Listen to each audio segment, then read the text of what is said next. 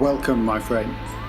In the Dunwich Horror by H.P. Lovecraft, we learn the terrible story of Wilbur Whatley, the son of Laviana Whatley, and the horror that made Dunwich a place better not visited and at most driven through rapidly.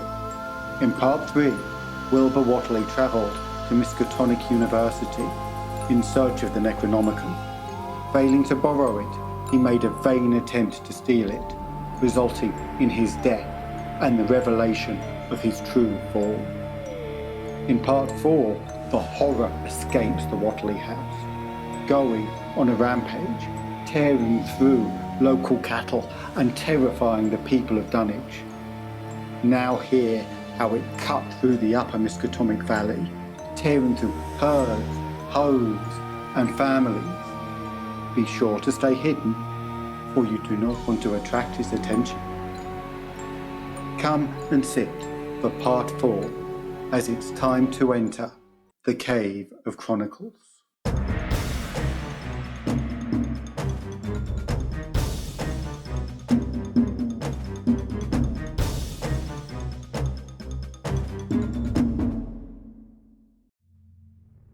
Seven. Yet, all this was only the prologue of the actual Dunwich Horror.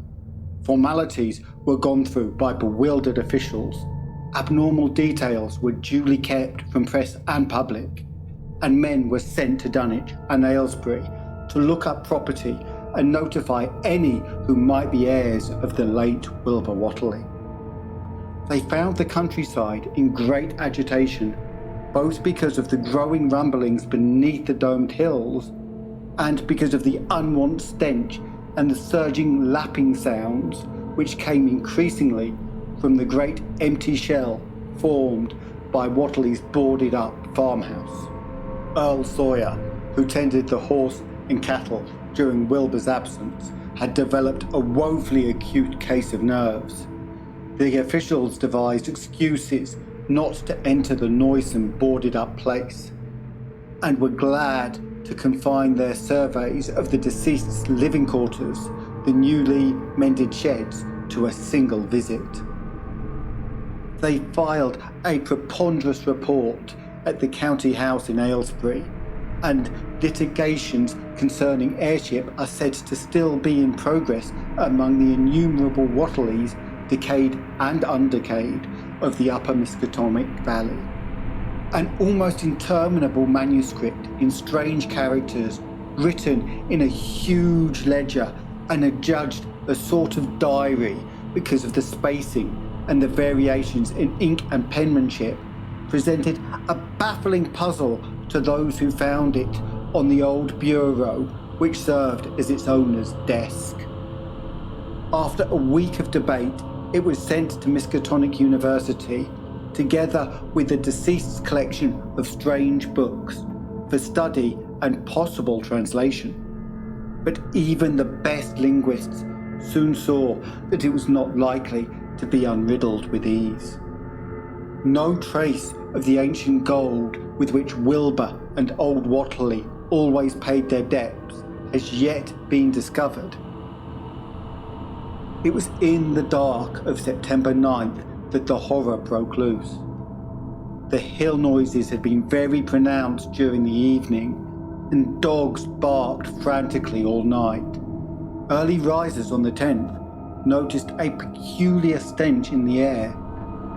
About 7 o'clock, Luther Brown, the hired boy at the Corries between Cold Spring Glen and the village, rushed frenziedly back from his morning trip to 10 Acre Meadow with the cows.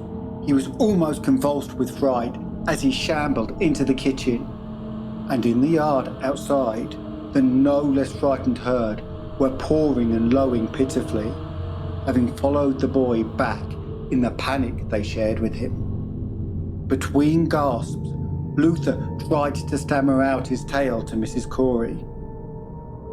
"Up there in the rud beyond the glen, Miss Corey? There's something been there. It smells like thunder, and all the bushes and little trees is pushed back from the rod like that a house had been moved along it. And that ain't the worst, nother. There's prints in the rod, Miss Corey, Big round prints, as big as barrelheads, all sunk down deep like an elephant had been along. Only they's a slight more nor 4 feet could make. I looked at 1 or 2 afore I run, and I see every one was covered with lines spreading it out from one place, like as if big palm leaf fans, twigged 2 or 3 times as big as any there is, had been pounded down into the road. And the smell was awful, like what it is around Wizard Whatley's old house. Here he faltered, and seemed to shiver afresh with the fright that had sent him flying home. Mrs. Corey, unable to extract more information, began telephoning the neighbours, thus starting on his rounds the overture of panic that heralded the major terrors. When she got Sally Sawyer, housekeeper at Seth Bishop's, the nearest place to the Whatleys, it became her turn to listen instead of transmit. For Sally's boy, Chauncey, who slept poorly, had been up on the hill towards Whatley's and had dashed back in terror after one look at the place and at the pasturage where Mr. Bishop's cows had been left out all night. "Yes, Miss Corey," came Sally's tremulous voice over the party wire. "Chauncey just came back a-posting, and he couldn't have talk for being scared. He says of old Whatley's house it's all blowed up, with the timbers scattered round like there'd been dynamite inside. Only the bottom floor ain't through, but it's all covered with a kind of tar-like stuff that smells awful and drips down off on the edges onto the ground, while side timbers is blowed away. And there's awful kind of marks in the yard too, great round marks, bigger round than a hogshead, and all sticky with stuff like is on the blowed up house. Chauncey says they leads off into the meadows, where a great swath, wider than a barn, is matted down, and all stone walls tumbled every which way, whatever it goes. And he says he, Miss Corey, as how he thought to look for Seth's cows, frightened as he was, and found them in the upper pasture, nigh the Devil's Hop Yard, in an awful shape. Half of 'em's clean gone, and nigh half of 'em that's left is sucked most dry of blood, with sores on 'em like there's been on Whatley's cattle ever since Lavinia's black brat was born. Seth's been gone out now to look at them, though I'll vow he won't care to get very nigh Wizard Whatley's. Chauncey didn't look careful to see where the big matted down swathe led after it left pasturage, but he says he thinks it pointed down towards the Glen Road to the village. I tell ye, Miss Corey, there's something abroad that hadn't ought to be abroad, and I, for one, think that Black Wilbur Whatley has come to a bad end as he deserved, is at the bottom of the breeding of it. He wasn't all human himself, I always say to everybody, and I think he and old Whatley must have raised something in that there nailed up house as ain't even so human as he was. There's always been unseen things around Dunwich, living things as ain't human and ain't good for human folks. The ground was a-talking last night, and towards morning, Chauncey, he heard the whippoorwills so loud in Cold Spring Glen he couldn't sleep none. Then he thought he heard another faint-like sound over towards Wizard Whatley's, a kind of ripping or tearing of wood, like some big box or crate was being opened far off.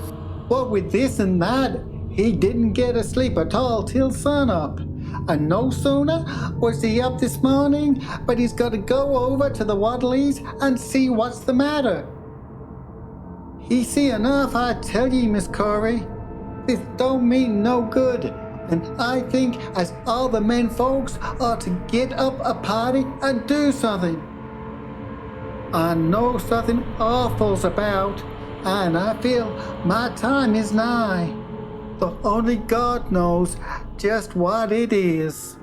Did y'all Luther take account of where them big tracks led to? No? Well, Miss Corey, if they was on the Glen Rod this side of the Glen and ain't got to your house yet, I calculate they must go to the Glen itself. They would do that. I always say Cold Spring Glen ain't no healthy nor decent place.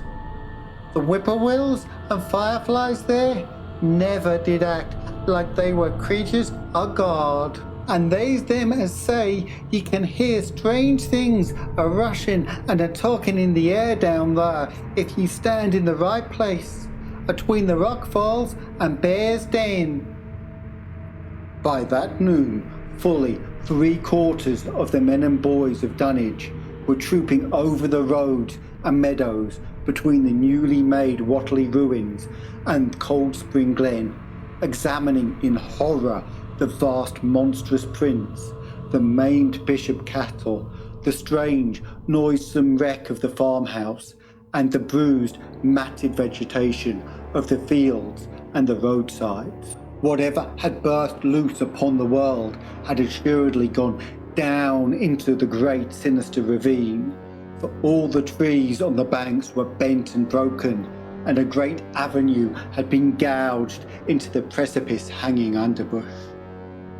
It was as though a house, launched by an avalanche, had slid down through the tangled growths of the almost vertical slope. From below, no sound came, but only a distant, undefinable fettle, and it's not to be wondered at that the men preferred to stay on the edge and argue rather than descend and beard the unknown cyclopean horror in its lair. 3 dogs that were with the party had barked furiously at first, but seemed cowed and reluctant when near the glen. Someone telephoned the news to the Aylesbury Transcript, but the editor, accustomed to wild tales from Dunwich, did no more than concoct a humorous paragraph about it, an item soon afterwards reproduced by the Associated Press. That night, everyone went home, and every house and barn was barricaded as stoutly as possible. Needless to say, no cattle were allowed to remain in open pasturage.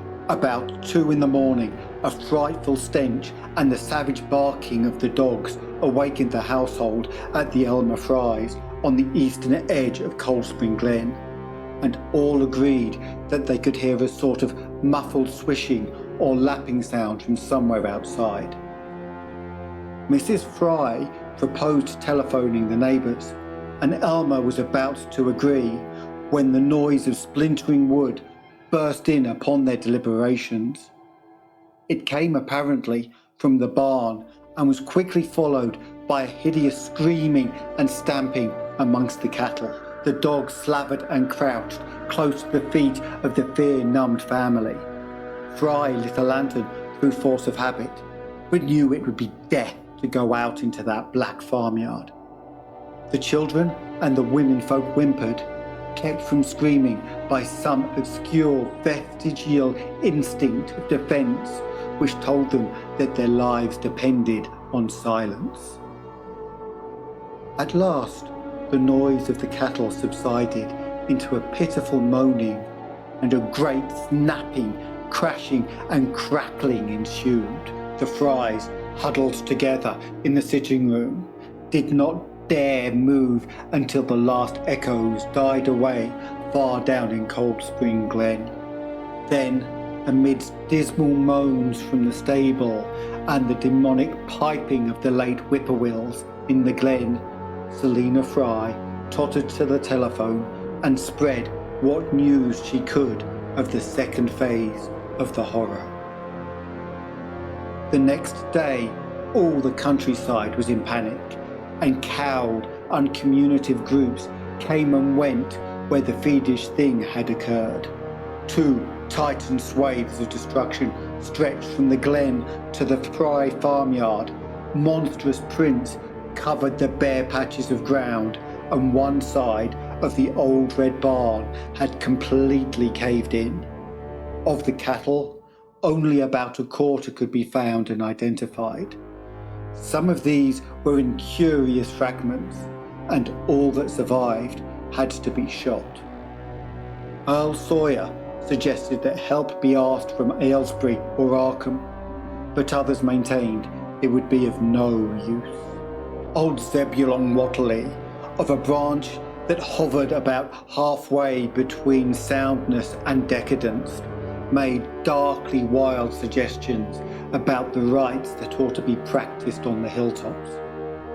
He came of a line where tradition ran strong, and his memories of chantings and the great stone circles were not altogether connected with Wilbur and his grandfather.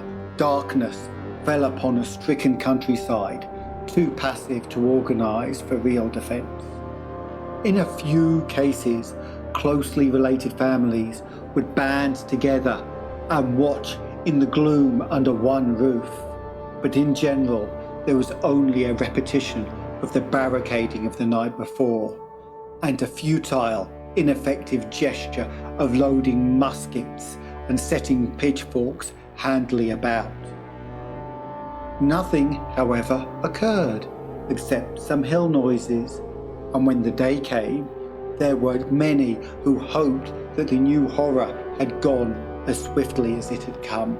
There were even bold souls who proposed an offensive expedition down in the glen, though they did not venture to set an actual example to the still reluctant majority.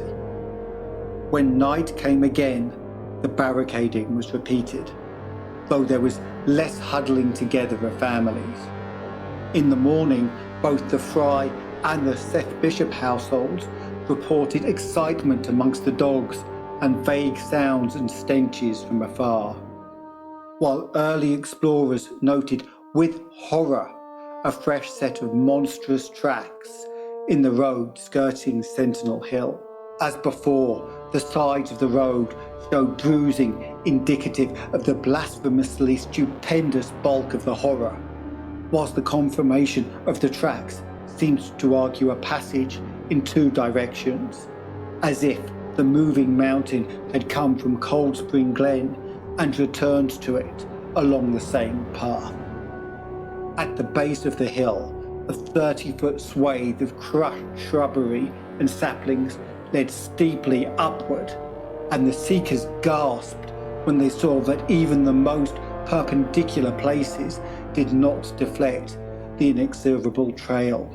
Whatever the horror was, it could scale a sheer stony cliff of almost complete verticality, and as the investigators climbed around to the cliff's summit by safer routes, they saw that the trail ended, or rather reversed there. It was here that the Whatleys used to build their hellish fires and chant their hellish rituals by the table-like stone on May's Eve and Hallowmass.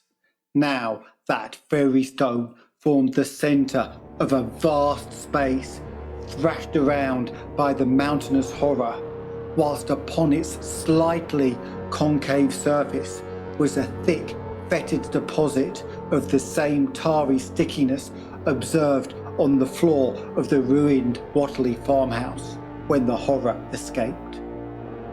Men looked at one another and muttered. Then they looked down the hill. Apparently, the horror had descended by a route much the same as that of its ascent.